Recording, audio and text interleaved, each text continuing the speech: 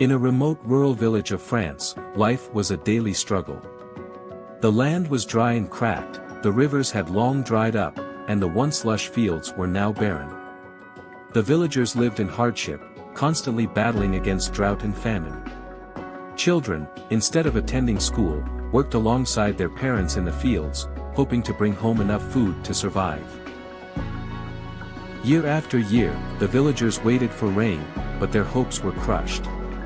The fields, once filled with golden wheat and lush vegetables, were now nothing but shriveled plants and cracked soil. The sun blazed mercilessly, turning the earth into dust.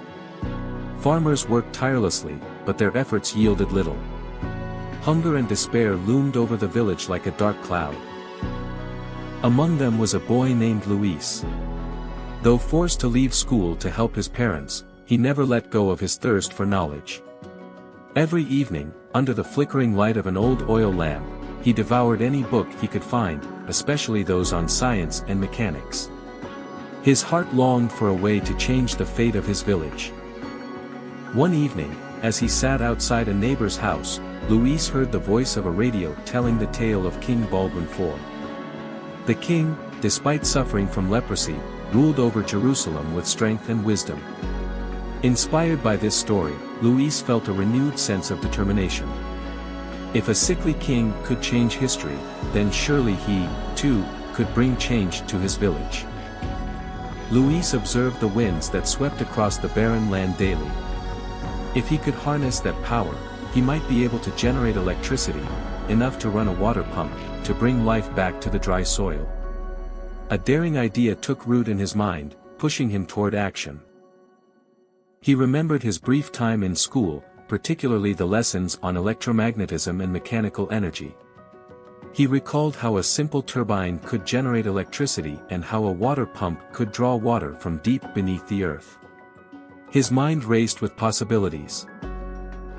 With newfound excitement, Luis rushed to an old red dirt wall behind his house. Using a piece of charcoal, he began sketching his idea, a windmill that could generate enough power to run a water pump. Line after line, he mapped out his vision, determined to make it a reality. His father happened to see the sketches.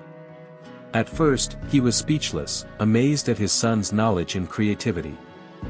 Then, instead of dismissing the idea as a child's dream, he placed a hand on Luis's shoulder and nodded in encouragement. He saw hope in his son's eyes and chose to believe in him. Luis knew that to build his windmill, he needed materials. The most valuable thing they owned was an old bicycle. With courage, he asked his father for permission to use it along with other scraps from the village. Though hesitant, his father finally agreed, placing his faith in Luis's vision. Without proper tools or funds, Luis scavenged for materials, old metal scraps, wooden planks, broken fan blades. Day by day, he worked tirelessly, hammering, shaping, and assembling. Many times, he failed. The structure collapsed, the blades refused to spin, and frustration crept in.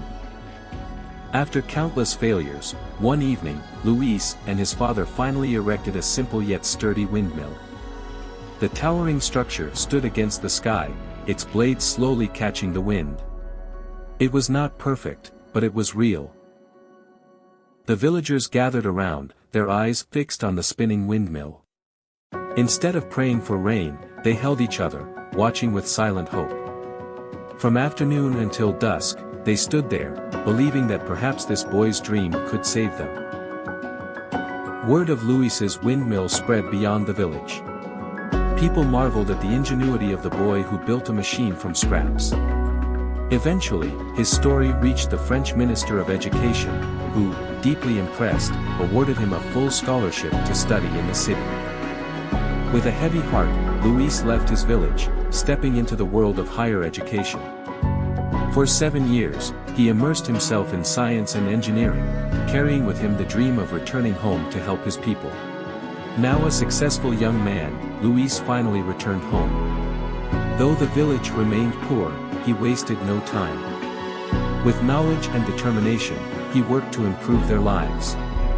He built an electrical grid, bringing light to every home. He constructed a school, ensuring no child would have to abandon education as he once did. With electricity and a steady water supply, the village flourished. In just a year, the once barren land became a thriving town. The villagers, forever grateful, named their growing town after Luis, the man who changed their lives. To commemorate his contributions, the townspeople gathered to sculpt a statue of Luis at the town square. On the day of its unveiling, the entire town celebrated together, marking the moment with a photograph that would be remembered for generations.